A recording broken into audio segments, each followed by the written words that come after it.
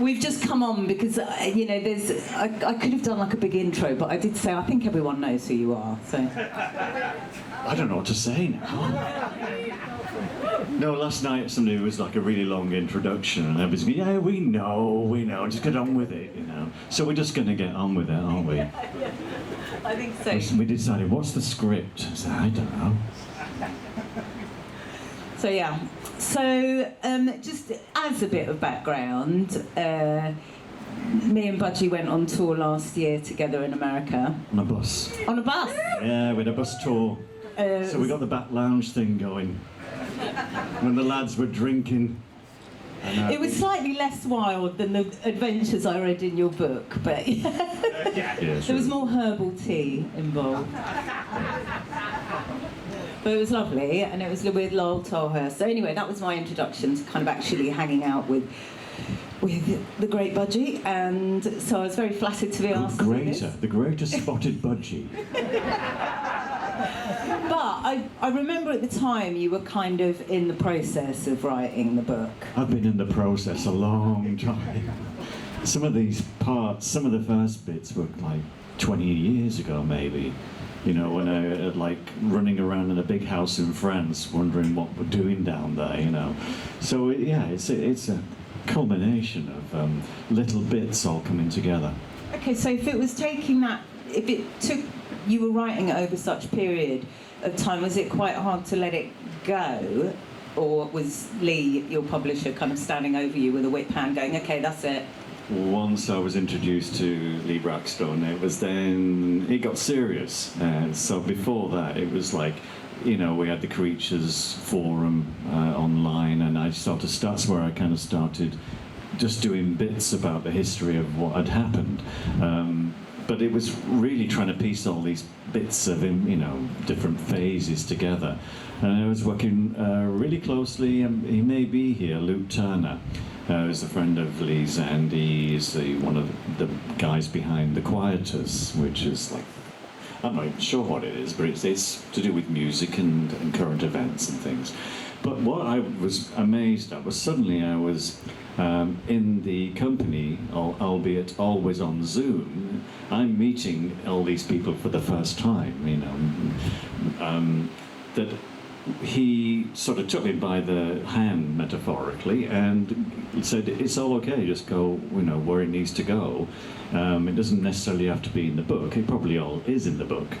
But it's just the process, really, of putting it together. So you're trying to make something that is a coherent whole. I mean, I think it's quite intriguing that you're saying you wrote it kind of in a patchy way, so to speak, because I do think there's sort of thematically it's quite sort of strongly tied together. And, what I was struck by was that the opening chapter, it begins with your mother's death and a description of that, and from a kind of child's perspective. And you get these sorts of, bombshell opening chapters, and then often the thing is people then kind of rewind and go back to the beginning. I was born here, this is how I was raised, blah, blah, blah. And you don't actually. This is where it starts. I think you're 12. And I think it's quite interesting that, so there's no before. This is like, I think the theme of absence, as in absent mother, and it has different references, but I do think, was that like a deliberate choice, like in a kind of artful way? Very, very artful. I've never done this before, so I had to decide, I had to go on that journey and put myself back there that night, when everything stopped in one way for my family. Suddenly the mother was taken out, just gone. It wasn't like she was ill for a long time, it was just sudden, no warning. And it wasn't as if she'd just gone away and was coming back at some point. I think none of this was processed. And so it was really, first of all, thinking, what did it do to me? How did it do it? And what really happened that night? And there wasn't many people left around still to help me with that. My sister, eventually told me that she was sitting with my mum, and she just said, you know, I'm feeling really tired, and I don't think I'll be doing much more tonight. And that was it. And it was suddenly occurred to me as she told me that, I thought that, well, that's it. That was the last thing she said. It was, the thing I remember mostly was that I thought I'd have to stay with my dad and look after him, you know, and my sister and brother, who were older than me, had already got their prospective lives, I thought, all mapped out. And then that was kind of doubled with how, you know, somewhere inside I was angry and upset, but I didn't really kind of know how to deal with that. But what I'd never considered was everybody else was feeling the same way, that my dad had lost his wife and his heart, his love of his life. And my brother, who was 10 years older than me, remembered a very younger, different mum who was healthy and active. And all these things only came out by virtue of piecing the pieces together. And I think that's the process of that is almost, it's tangent, like a tangent to the music career I had, because I started to meet people, Susie being the one, who'd also been through that trauma at the same age.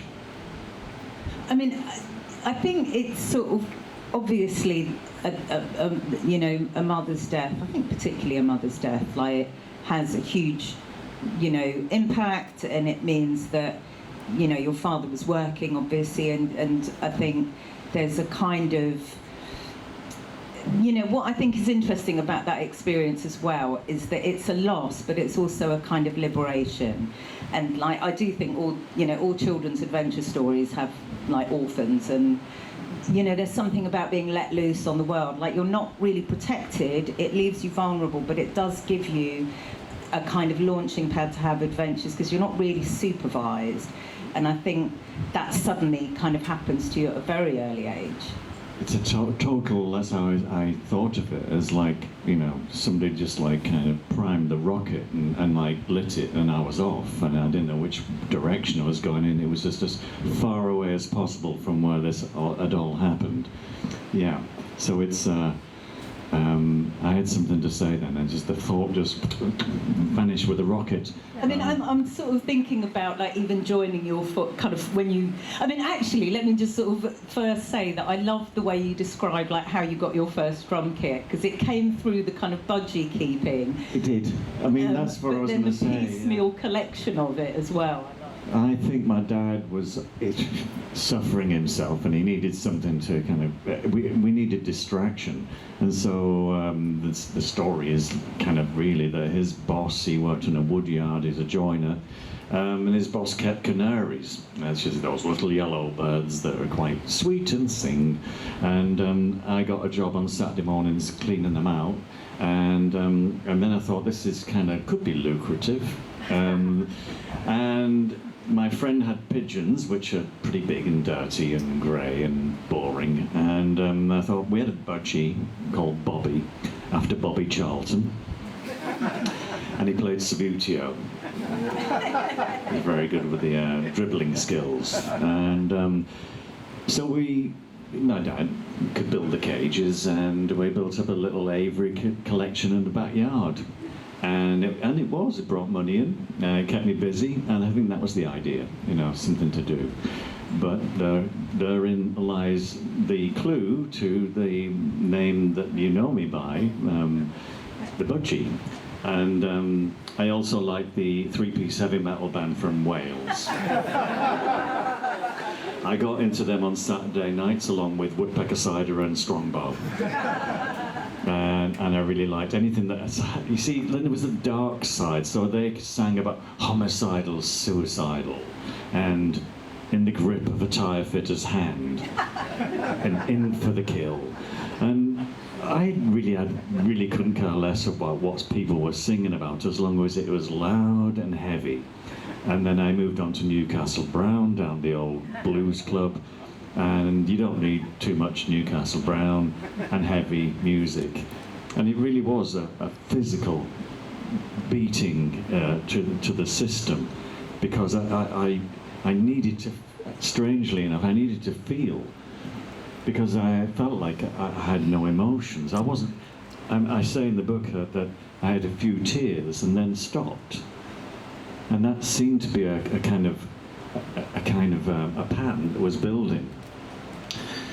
I would only get emotional when somebody crossed the winning line on grandstand on a Saturday morning, you know, or somebody scored a goal. I wasn't really, didn't matter who did it, but I was kind of elated for them and kind of happy and almost crying, and then go, oh, can't do that, you can't cry, can't do happiness and crying, and then stop.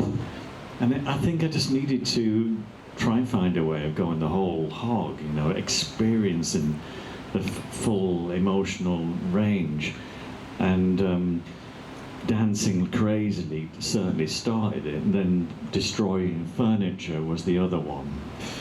I mean, inadvertently, it's not like you were just smashing it up, you were just sitting in it. I was keeping the beat. Exactly. Yeah, away out. And the slower the song, the heavier the beat, you know, the bigger the arc of like hitting the back of the chair. Because it was important. I was a man, I didn't know I was, but that, and if it was fast, it was also pretty dangerous, you know. And I think, you know, I did think it was really sweet that when you kind of had to buy your drum kit like one piece at a time as you saved the money up. Well, also the shop round the corner was called the Magpie's Nest. It was the second-hand store, and they didn't have a full drum kit in there, you know. Get a snare drum or a cymbal or something. Until eventually, I thought I bought the kit, but probably my dad did. I put the deposit down. And it was a time when there was a music catalogue called, and I can't remember what it was called. I was saying the other night, I thought it was the GUS, Great Universal Stores, but that was the sort of clothing catalogue. As a kid, you would leaf through, and then I'd get to the underwear section, you know, and then quickly, in case somebody caught me, you know.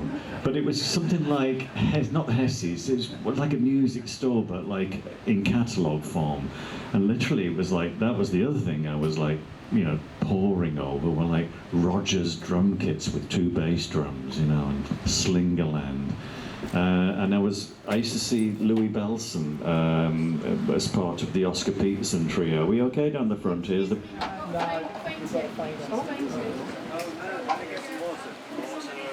Some air.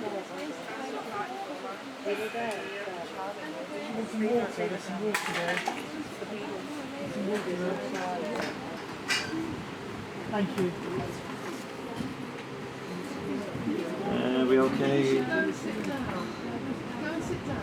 It is a bit warm. Yeah. We've got a fan, I think, but yeah. Okay.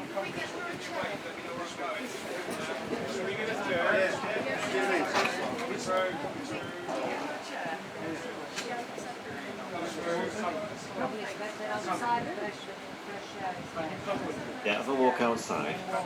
Come back.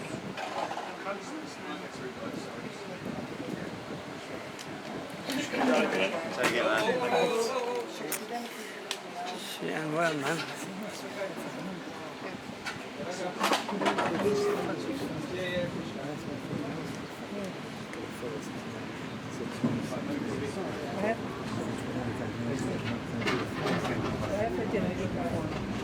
Okay.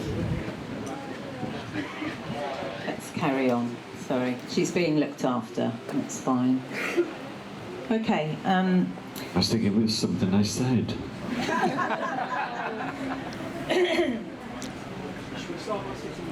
So all that talk of rocking in your seat. You did it for me? Yeah. Yes. She's okay. There we are. You're back, smiling. Yep.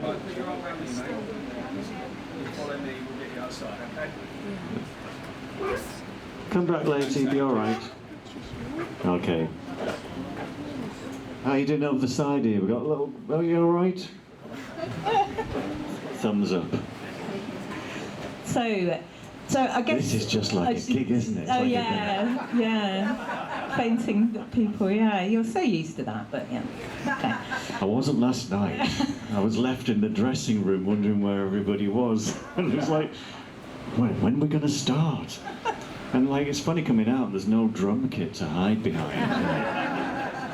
Weird. I'm not sure you ever really hid behind a drum kit, if I'm honest. Okay, yes.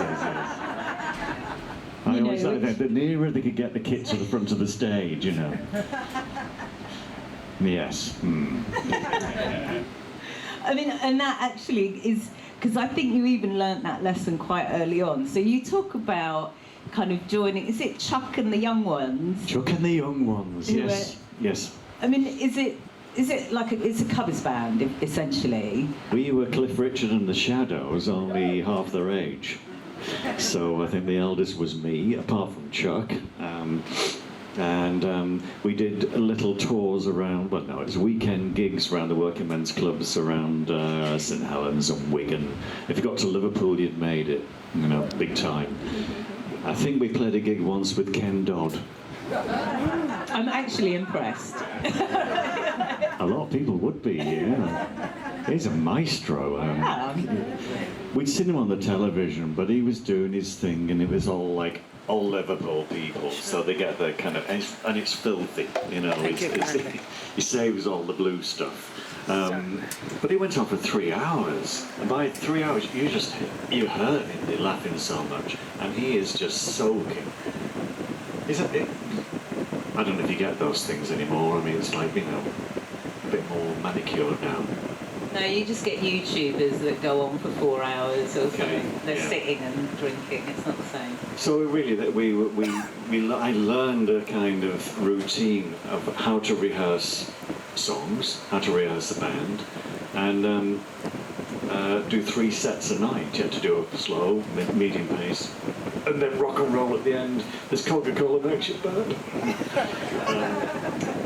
But it was good training. So when I got to Liverpool and met up with the guys who became the Spitfire Boys, I knew how to rehearse Ramones songs. I thought they'd written them, I thought they're pretty good.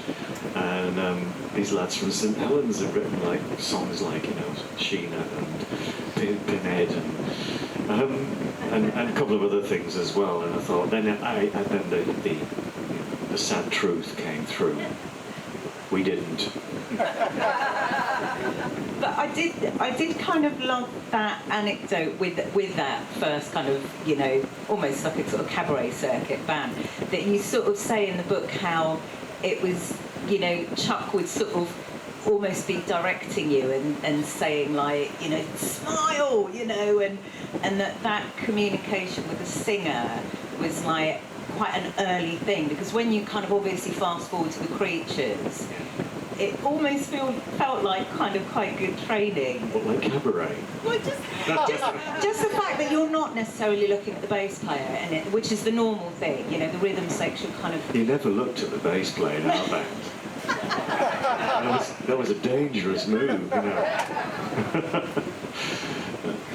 I always had the guitarist on the left, and most kits, if you're right-handed, kind of veer towards the left, and my left hand was doing all kinds. And the right hand was kind of hammering out the eighth notes, and this one was just doing anything. But John McGee was always there, because he said, I always watched your hi-hat front, because if I couldn't hear you, I could see that. I'm one of those drummers that I don't kind of just keep my heel on the ground and tap the hi-hat every now and then. It's kind of all in the leg, and I kind of paid for it in later years. And I remember seeing a thing of Ginger Baker, and he said the same thing. He said, I can't stand these drummers when they don't move the left foot. He says, because mine's going like this. And I loved watching this BBC interview with Ginger Baker going, so Ginger, could you demonstrate what you do on the drums? And he's kind of stoned, and he's going, what, nah. He says, well, it's like, this one goes like that. And he said, basically, my left foot's usually on the hi-hat, well, I just switch it to the bass drum. So this one, and then he starts making, and the microphone is like compressing, you know, because it's like an interview mic, and the microphone, and it's just the most powerful sort of kinetic show. And it's just Ginger Baker on the kids. I saw him eventually live. I could go on all night about Ginger Baker. it was Ginger Baker and Louis Belson, and they're kind of unusual coupling, but both of their drum kits had two bass drums, which I never got. I did have two bass drums, but one was always backstage in case I broke one. That was the only reason I got two. And that's when we had a big truck to put them in. But no, it was like watching everything, you know, moving. And, you could watch the rhythm happening. And I liked setting them up. Do you know, all the way through the benches, I never set my drum kit up. All you did was you end up getting there, and you go on stage, you play it, and then go get drunk. And you never have to pack your gear away. So I've done everything in reverse. Because by the time I'm playing with John Grant, like a couple of years ago, he's got like this one or two crew, you know, and get there, set my own kit up, play the gig, break my kit down, pack it away. I thought, I remember doing this when I started off. But it's funny how you go and you come back down the other side. I used to set the drum kit up with Chris. You should be with us. I know now. I used to like it, and I mean, I agree with you. It's a bit like putting together Meccano or something. It's quite fun, actually. Yeah. The more nuts and bolts, the more important, I think. Yeah. Where should we go next? I got distracted. So I was sort of, I think that move, you know, you go to art school in Liverpool, it's quite, you know, I have to keep reminding myself how young you are. You know, you're only like, what, 17 or something when you moved to Liverpool? Oh, I just turned 18 because you had to be 18 to get into college, so I had to wait. I'd have gone earlier, but after school, really. I wanted to be a musical instrument technician. I don't know what it meant, but I fancied it. So yeah, I've just turned 18. I mean, it's quite a sort of wild environment. I mean, I do sort of understand, you know, 18-year-olds on their own not terribly good at looking after themselves anyway, and obviously you didn't have the presence of a mother to even, you know, show you how that was done, you know, in your I don't think she would have let me go to college, even just sure. 10 miles down the road. I'm not sure. I mean, I was 18. I just don't know. But I do think back and think it wasn't long after she'd gone. I don't think I'd really even...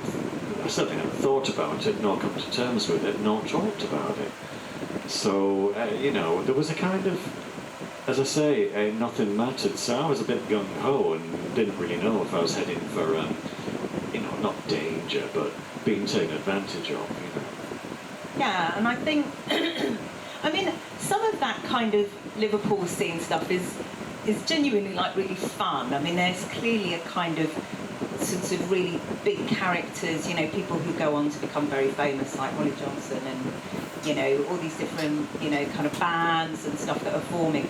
But I think you're also very vulnerable and kind of, you know, we were talking in the coffee place earlier, like I've got this weird sort of sense when I read your book, there's a lot of the kind of experiences are, I think, quite sort of female or feminine coded, like, right, the way that you experience the world.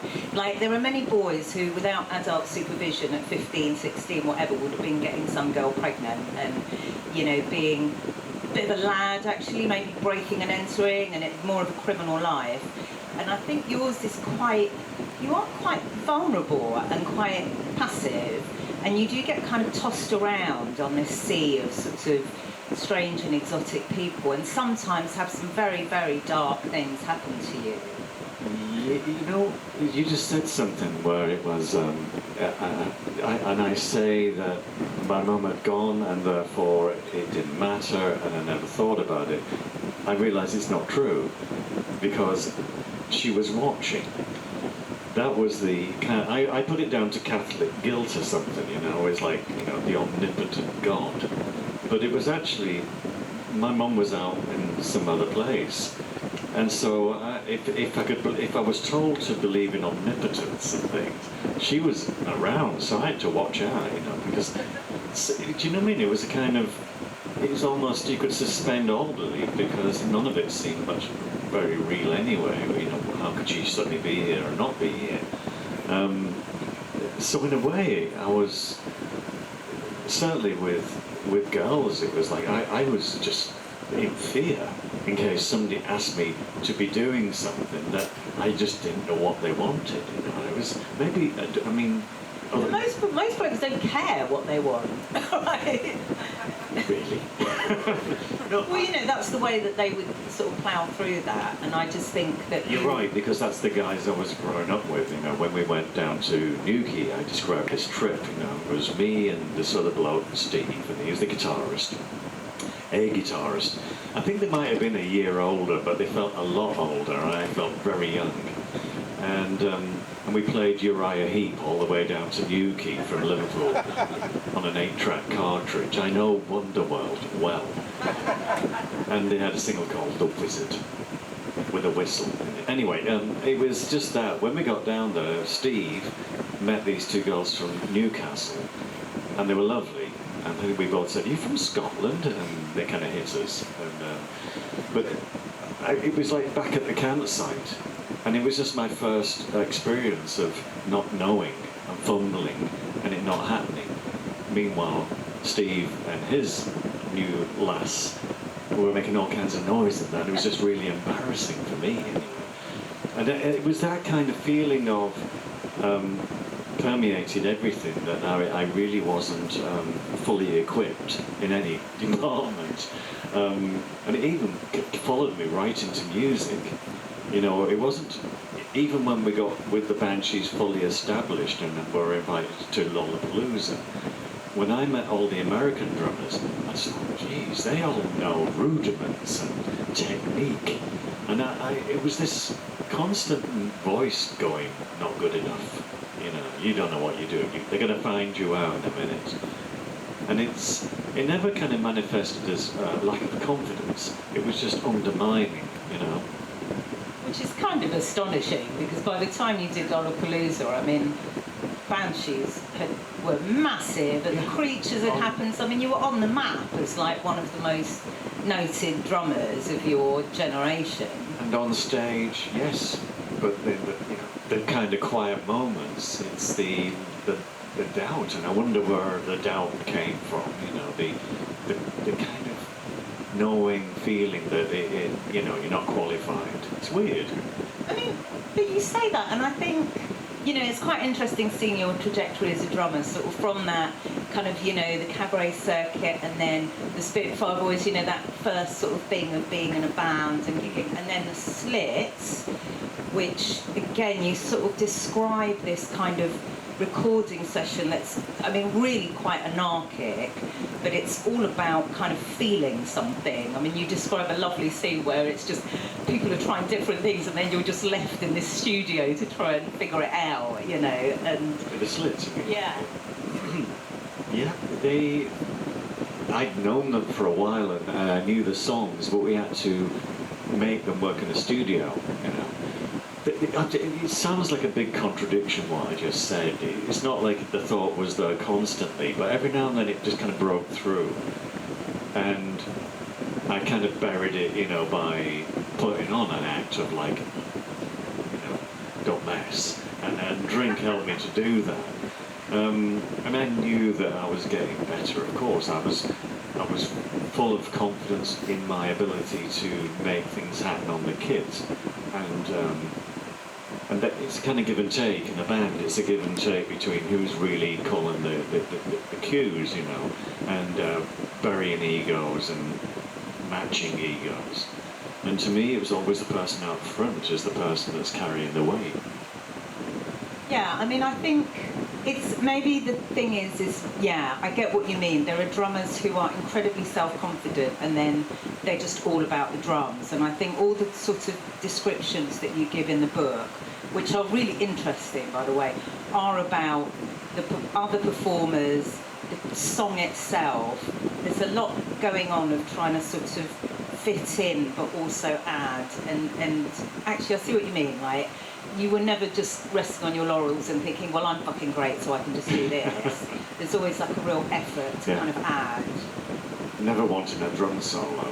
No. Do you do drum solos? No, thanks. No. I never even sat in a room and you know, learned the drums. They say, do you rehearse a lot, you know, between tours? And no. No, we just get as little as possible. It was all about performance. It was getting up there, and you guys made it worthwhile, and it was that. It's this atmosphere of everything changes. You know that. You get on the stage, everything you've rehearsed is great because you've got an idea of what you're supposed to be doing. But one thing changes, and everything changes. Yeah, and I think there was a really good scene in the book that I really loved because I felt like this sort of progress that you'd almost done in public, going through all these bands and just playing and playing. And by the time you kind of audition effectively or slot into the Banshees, because they're in the middle of a tour and they need to go now and people are waiting. We're losing money rapidly, yes. And it felt like, almost everything had built up to this point where you could just kind of sort of slot in there and just do it, and it was really impressive. And it was just, that was it, you were in. The guitar auditions that you described were fucking agonising. They didn't last that long. There was a whole bunch of guitarists lined up, and The Cure was sitting in front of my drum kit along the wall, three, Michael, Lowell and Robert. And eventually they kind of scribbled numbers on pieces of paper and kind of held them up like a score. The Belgian judge says, "Nul point." And it happened to every guitarist. It was either the kind of show-off guitarist, the one who was dressed right but couldn't play.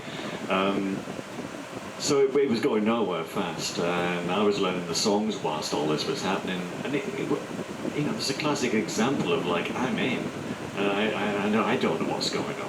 I mean, I proved it when Severin asked Robert would he kind of consider doing The Cure and then joining us on to do Banshee's set. He only had 2 albums and a few singles. So Robert came on with all his notes, pieces of paper, all kind of Robert scroll, he does writing, it's kind of weird, kind of baby scroll. And so the songs were all in his Gothic lectern. It was a piece, like a church lectern on the side of the stage there.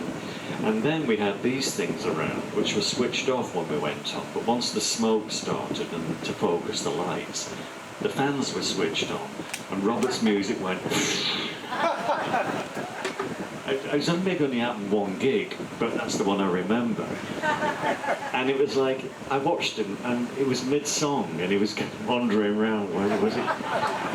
And when he found where the song was, he didn't pick it up and put it back, because he couldn't, because he was playing, so he's like, over here. And then he'd be playing that song to you, over here. And then we moved to the next song, and he was like, wonder where that one is, And she finds that one in the wings, we wonder where Robert's gone. And so we played Switch over there and Love in a Void over there. I think there were some songs we knew, and there were some songs like Switch that I didn't know and the audience knew. And Robert just turned to me one time and said, what the fuck's going on? Do you know where we are? Which songs this is?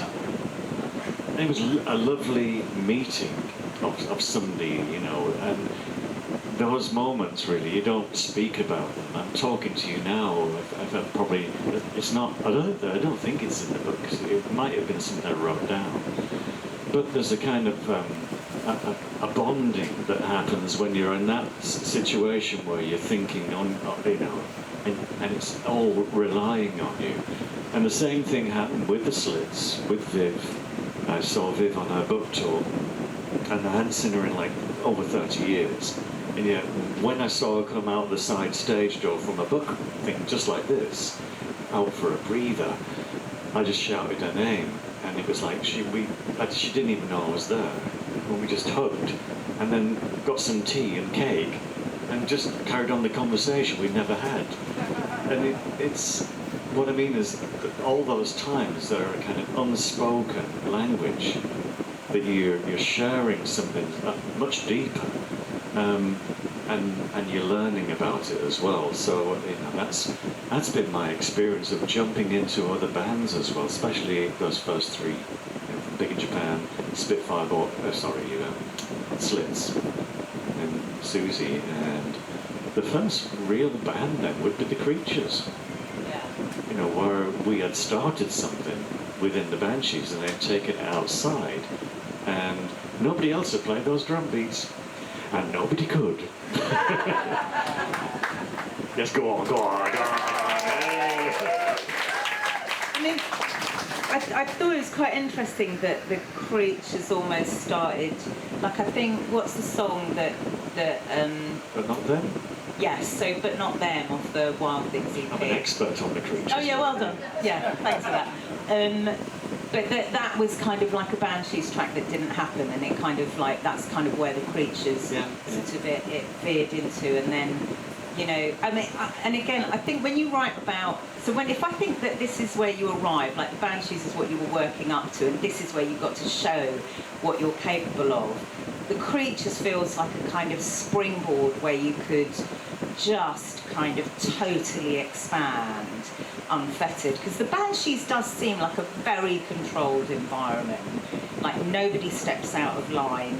It's quite, you know, as much people have the space to fill their role, but it's very kind of demarcated. And then you get the Creatures, and I think it's almost even with your relationship with Susie, like within all that subterfuge and stuff in the Banshees is because it's the Banshees. It's a bit like some overlord.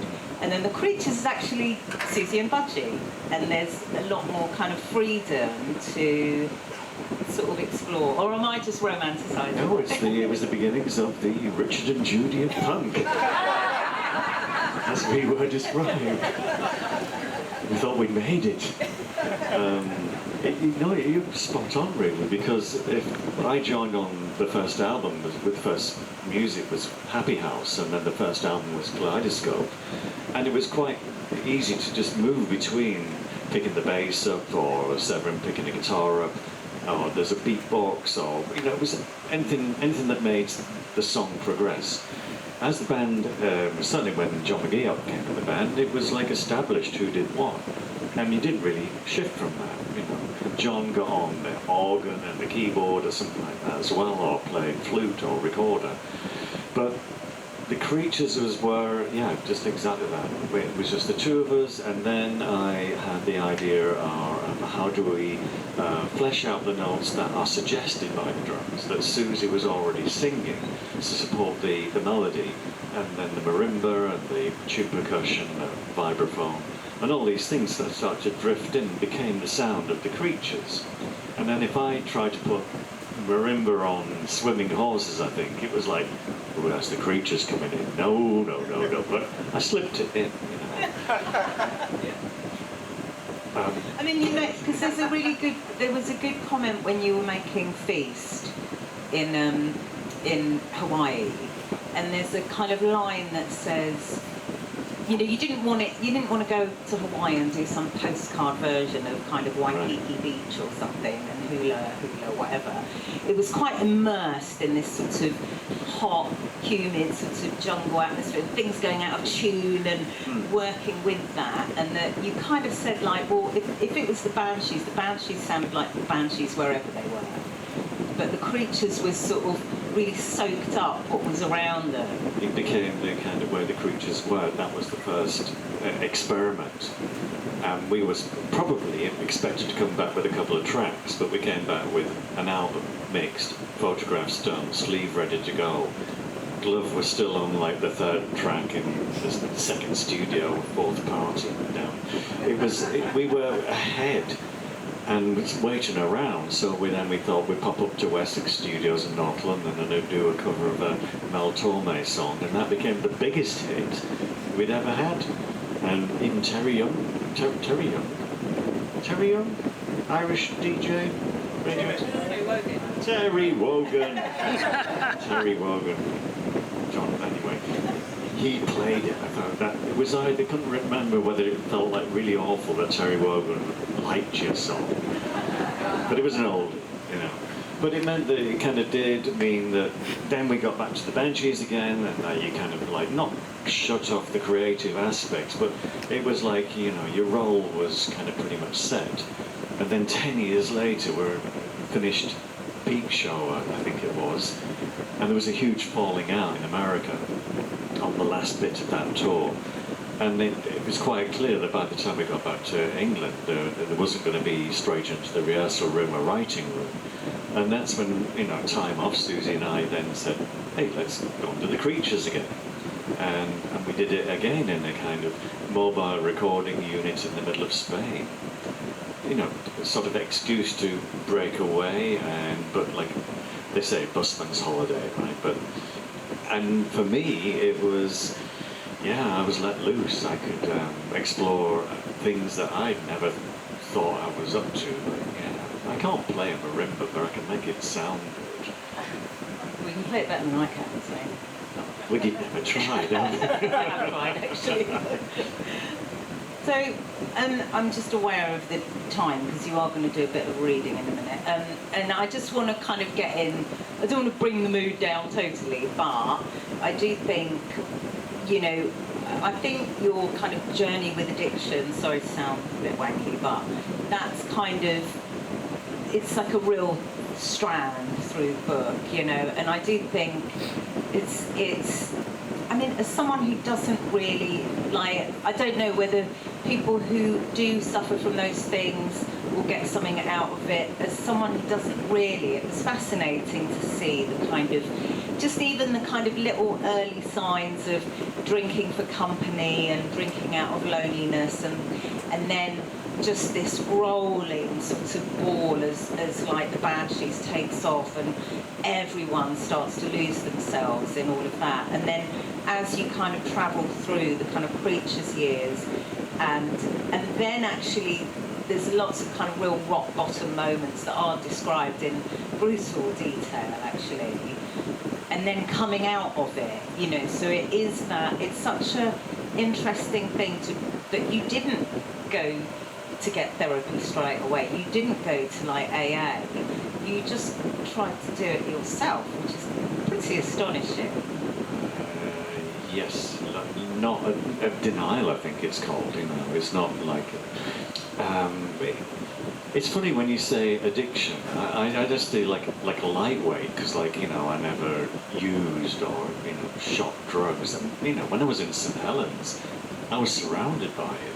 The drug culture back then was breaking into chemists and finding, and people were dropping dead with chalk blockage. I knew what chalk blockage was, not crushing the powder up enough and heating the thing in the spoon. And I think like songs like Needle and Spoon by Leonard Skinner were like big in St Helens. People would go to the pub and drink a pint and then pop a pill and fall asleep. Sure, but then does alcohol just seem quite harmless in comparison?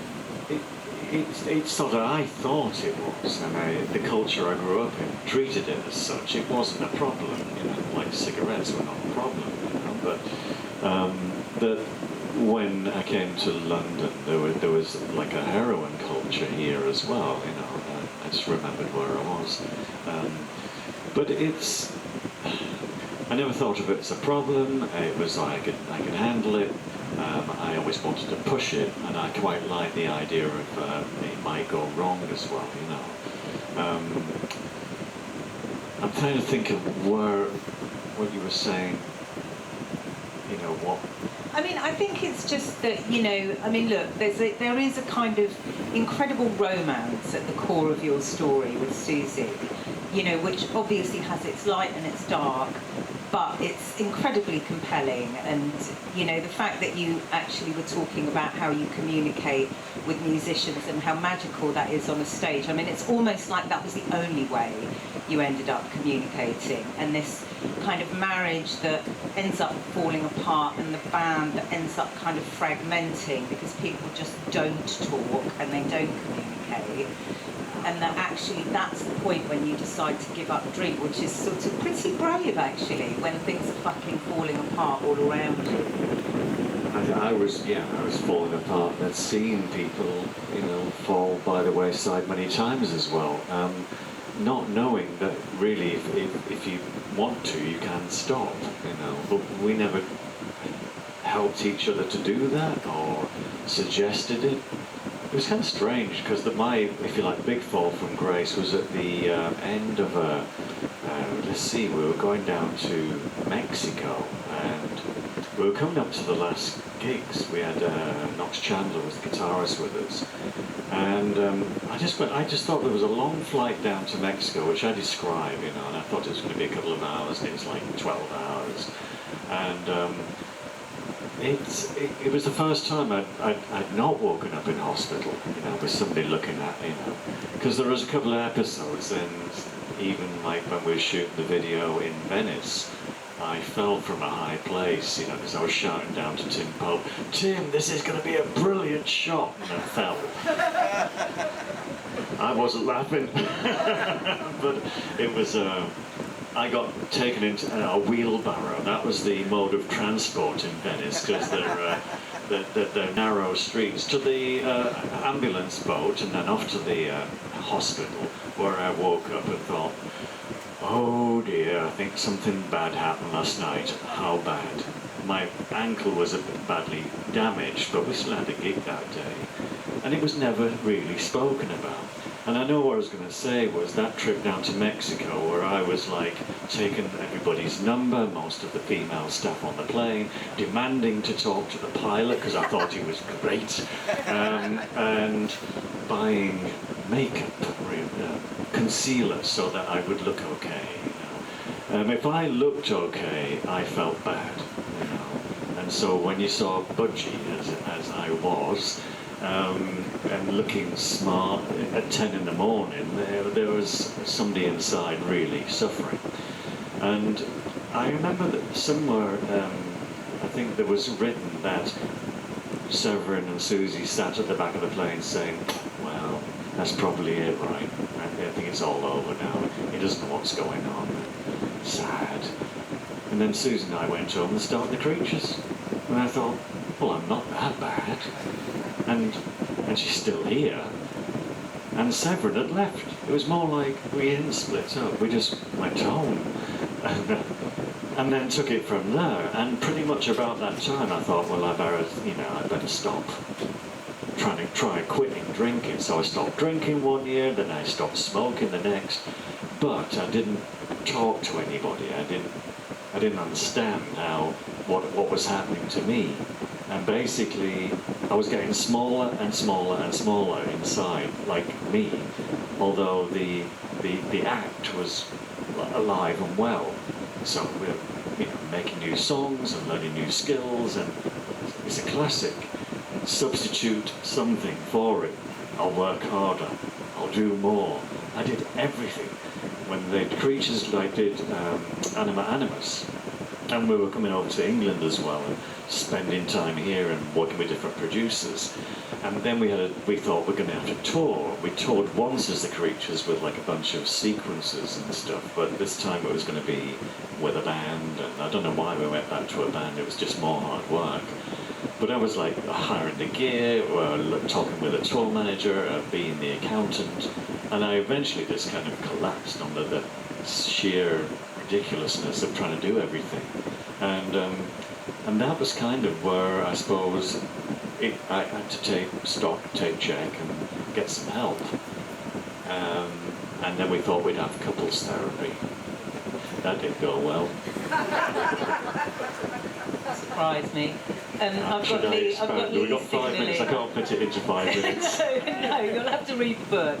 Okay. All in the book, chaps and ladies and gentlemen. Okay. So we're going to have a little bit of a reading, just so you get a taster of how. Oh yes. Yeah. I've not seen this book very much. I've seen it, of course, but not in its physical format, and I never know which bit to read. So my advisor to my right, Lee Braxton, who very generously took this project on, and me with it, says, read the end. Okay, so we're coming to the end of the book and the end of a relationship. And it goes like this. Why are you not wearing your wedding ring? And before you can answer, how long have you not been wearing your ring? Then the accusations. You're cruising meetings to pick up women. No ring says you're available. This is what men do. You attempt to talk, to explain, but quickly stop. You know that your words only add fuel to the fire of their growing rage. You clear the dinner things away, taking care to hide anything that could be used as a weapon. You go to your bed, leaving them in the kitchen, cackling into the telephone, smoking cigarettes, exhaling noisily and drinking. You have been sleeping in separate rooms for years, but tonight you bolt the old door latch from the inside and lie awake in bed, waiting and listening. At 4 a.m, the disembodied growl of an angry voice demands to be let in. A reversal of the Exorcist possession scene puts you in the bed beneath the crucifix and the thing possessed prowling behind the bolted door. When you were a little boy and scared, you pretended to be asleep. You were scared now. A nightmare? Laboured breathing and a doleful moaning quickly builds into a rage of verbal abuse and bile, and then bang! The door flies open and slams hard against the stone wall. The impact forces the lock clean off the door jamb. You see a steel spike impale itself into the floorboards, and a moment's silence. From nowhere, a faceless figure lunges down at you, fists punching, strong fingers gripping your neck, sharp, hard nails digging deep into your skin, then a scream from the darkest depths of somewhere bad. I'll fucking kill you! You try to protect your head against the fury of the attack. Like someone drowning, you panic and thrash. You break free and crash out of the bed, out of the room, and out onto the landing. You're at the top of the staircase. They try to kick, but nothing connects. You try to restrain them, grabbing their wrists as they struggle to pull away. You realize that if you release your grip, the momentum will carry them backwards over the banister and down onto the stone steps below. You are being attacked, yet are concerned for their safety. Maneuvering them back into the bedroom, you stumble and fall into a corner. Trapped, beat, you cower down until their rage and anger subside, until their malevolence is spent and they slither away silently to their bed. Shaking, sad and empty, you stay in the corner, barely breathing, not moving until the pale light of dawn creeps up through the louvered shutters. It seems to hesitate before slowly revealing a mess of carpet, clothes, and twisted bedsheets. The door, hanging awkwardly like a broken wing, reveals the ferocity of a violence it could not contain. Your neck is bleeding, but you live. You go downstairs to the kitchen, and as the clock on the cooker blinks 6 a.m, you decide to leave. Not just the house, not just this situation, but this marriage. Life as it has been is over.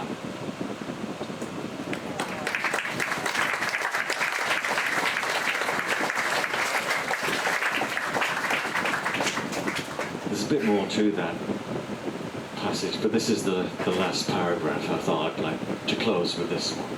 Okay. So one night, I kneel by my bed and I try to say some prayers, like I did as a little boy.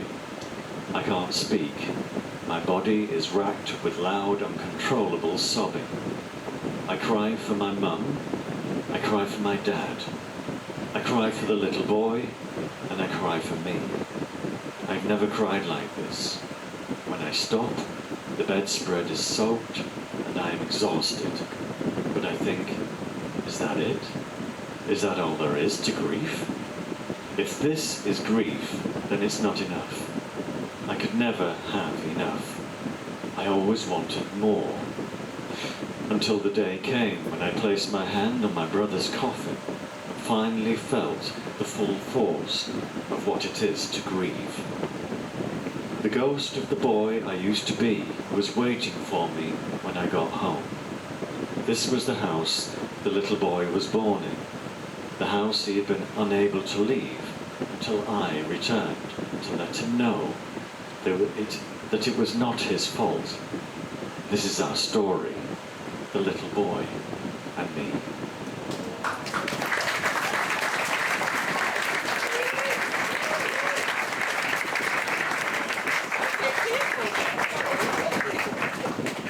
It's the fan making your eyes water.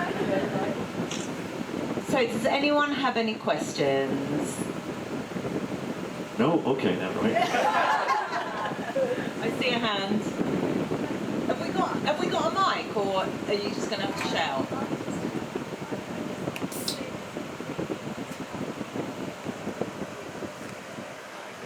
I know who you are. We haven't seen each other for a long time, Sharon.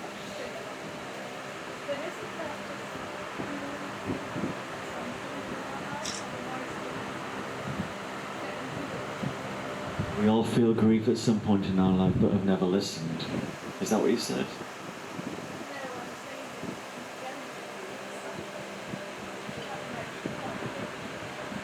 You haven't quite lived if you haven't felt the full force of it. Is that what you...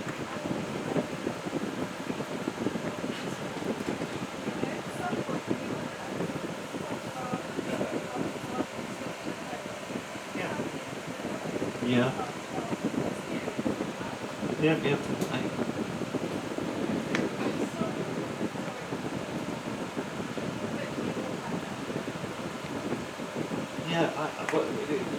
Do you mean that, of course everybody has a point. I say it was on hold for a long time. And I think that's, I mean, they called it a delayed reaction when I was like a kid. But it was, I think, just kind of putting everything back together, making a complete whole, always looking for other things to help that completeness, if you like, looking for the glue of it or something. Yeah, nice to see you. Sorry to dwell on the dark stuff.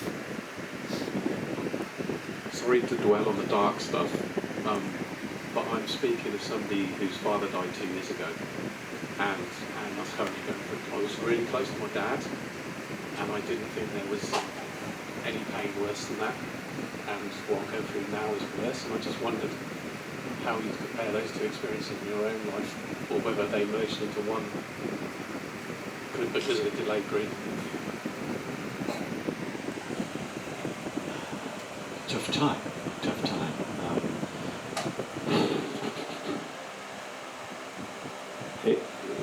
It's the realization that everything you held dear has somehow been, for me anyway, for the end of the marriage, it wasn't brave, it wasn't courageous to say this is not good. It was not good for us both. It felt we were not helping each other, and we were isolated.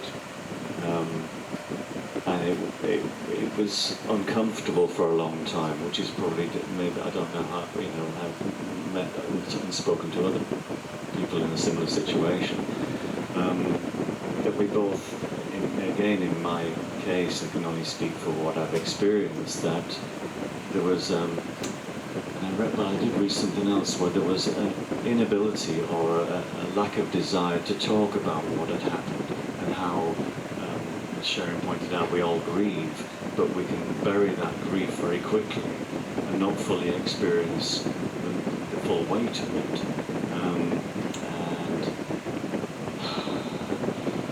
And then it creates a kind of a relationship that's based on something other than the first expression of love and besotted with somebody. And when that, as we all know as well, it kind of loses that intensity, and then you have to start working on a relationship that hopefully will grow and sustain you through more years. That was where I think that Susie and I transferred that to our music. I'm not trying, because there's no question really, it's just you told me your experience and I can relate to that. Yeah, no, listen. Yeah. Wonder, to me the divorce is worse than my dad died, which I never thought was possible, but I don't know how it... I know that my brother's death later, and he was older, that's when it really hit me. And I realised then that I'd been in that crematorium before in the same situation, and when my mum's coffin went, I thought again it was almost like the show. But when my brother died and was back in the same place with the members of the family, I wanted to kind of own the situation, not take it over, but I wanted to speak for him. And then I just found myself just hugging the coffin, just put my hand there, and almost like getting rid of all of the routine that goes with it. Saying, you know, I miss you, I loved you, and I don't want to let go of you. And yet I'm still being conservative in this environment, and I understand the wailing of the mourners, that almost as a ritual. So the impact of it then, and then I felt this racking, this whole body shaking, and I sat down and I held his widow's hand, my sister-in-law, and I said, you know, it's for Mike, it's for my dad, it's for my mum, it's all of it came out, and I didn't try to stuff it back down. But I did have to leave for the airport and go and play a gig with John Grant in Ireland. And I said to my cousin Ian, I said, Ian, why is it that I'm always leaving? And he says, because Uncle Peter, that's what you do. Sorry, there was a guy at the back who was...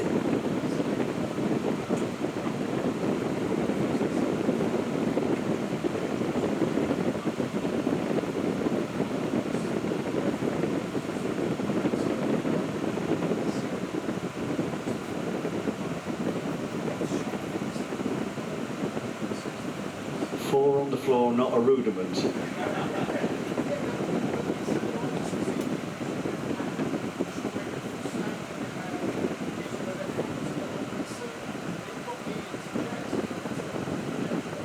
I'm sure it comes from jazz. Sorry, if you can't hear, there's a drum inspiration conversation going on here.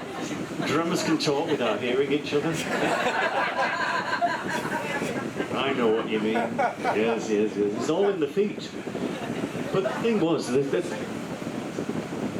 whole thing about wanting to play drums was, I loved all those songs that I loved with, you know, like what can I say, Green River by Creedence Clearwater Revival,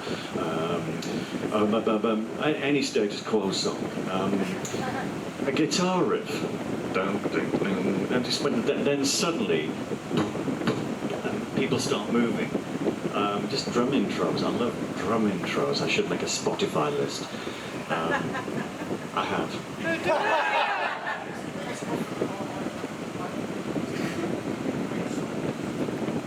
Dave Grohl stole my intro to Cities in Dust there.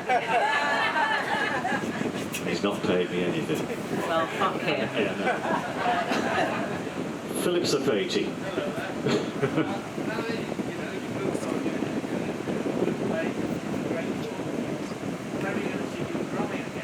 Yes. Yeah, thank you. That was my question. My past and lovely past, you know, the good parts of my past have all come to see me, and I've been asked the question. The thing with Lol and Jack Knife Flea was unexpected.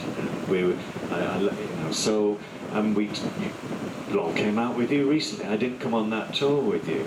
I wanted to, but I got 2 children in Berlin, and they've become rather important. And these things you can't. Well, you do plan a bit, but you don't. You know, at my age, I thought all that was long. Chance of it had gone. I don't know. I'm really enjoying this, and I also would like to have a drum kit. And something along the lines of that, but not a drum clinic or a workshop, but something where something spontaneous happens, and it's not necessarily about making the next record and seeing if anybody likes it when they take it home, but making this experience, because I feel this is more honest and more real, and the things that made me excited as a kid and even later, you know, were happening on something that wasn't really planned. The Creatures was a lot like that. It was just, I think, you know, Severin and McGee are walking off stage and we'll have a brandy. They're going to do their thing. And it just went from there, really. But thanks for asking. And you're the same person? No, it's the person in front of the person before, right? Yeah.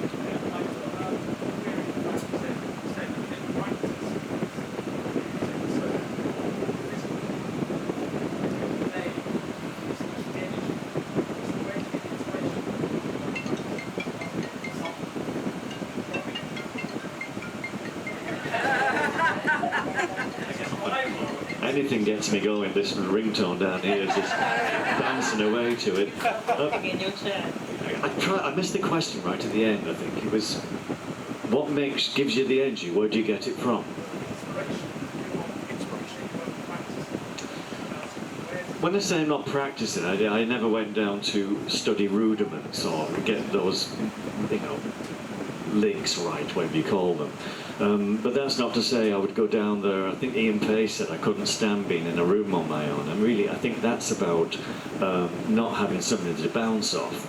I remember me and John Carruthers, the guitarist in the Tinderbox, we'd go down and play snooker in Hatton Garden and sink a few pints and then get to the rehearsal room and just bang out riff after riff and drum beat after drum beat.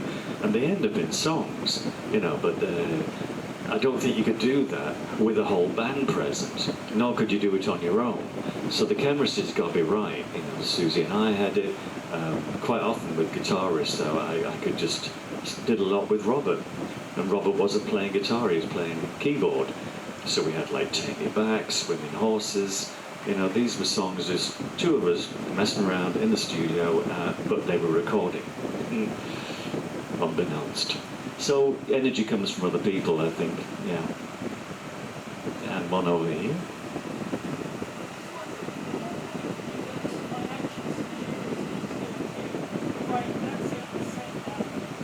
And I'm still waiting for financial security. That's why I'm doing a book tour.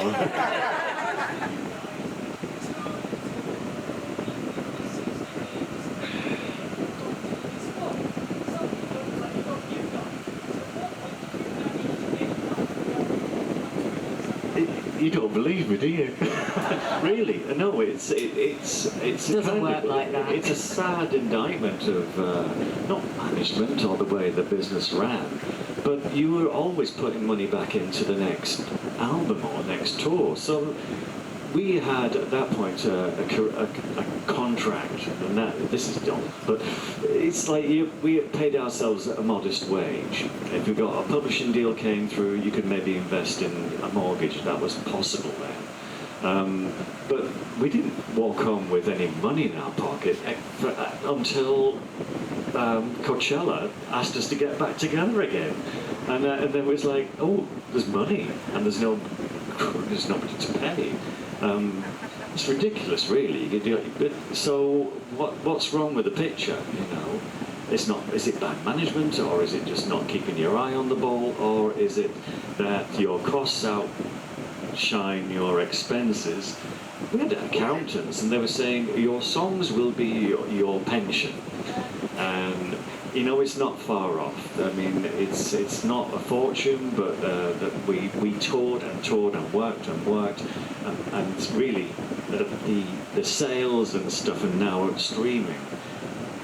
Income is picking up again, but really, I think if you went to the next level, and like for instance, The Cure kind of went up to stadium level, and once the units get that. I'm not even sure I know what I'm talking about, but I'm told the theory is... You're fantasising. I must be, yes. I think we've got time for one more, and then... As long as it's not complicated and difficult and about money. Lady Have one of the right here. ladies, please.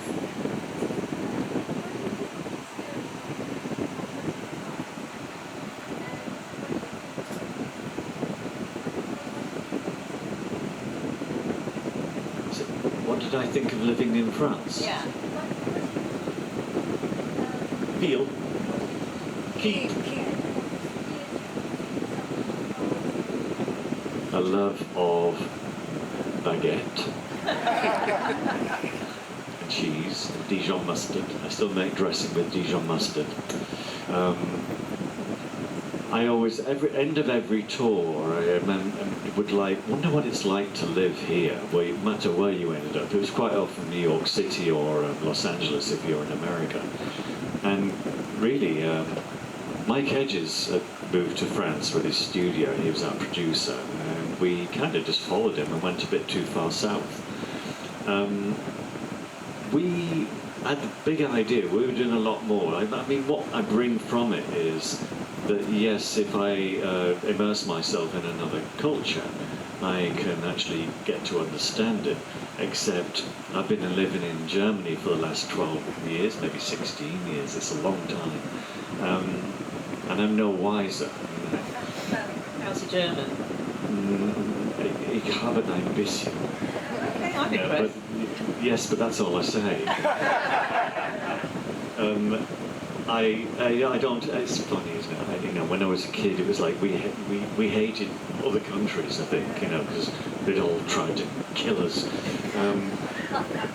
And it's kind of weird that I'm in Berlin, and I think my dad fought in the war, so I had the opportunity to live in another country, and especially the one that was the aggressor. And yet, there's still an undercurrent of, you know, a kind of weird, heavy vibe. And there's a constant reminder everywhere in Berlin of what happened.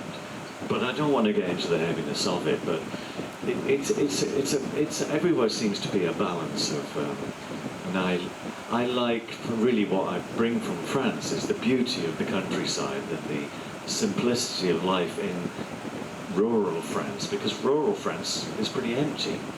The small towns are pretty much ghost towns in many places. So more absence. And with that, Yeah, I'm winding it up. Okay, because you're going to have to do a signing, and there's a lot of people with books. So, shall we get to it? yeah. Thank you very much. Thank you very you. much.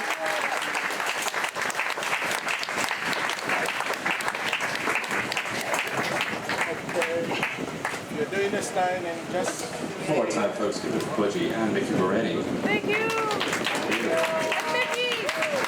Folks, if you're here for the signing, then it's going to be on the left-hand side. So people are seeing already. It's going to be along those railings, right around. If you're not Thank you, here for the sign, Mickey. folks, if you want to head straight on through, please be aware.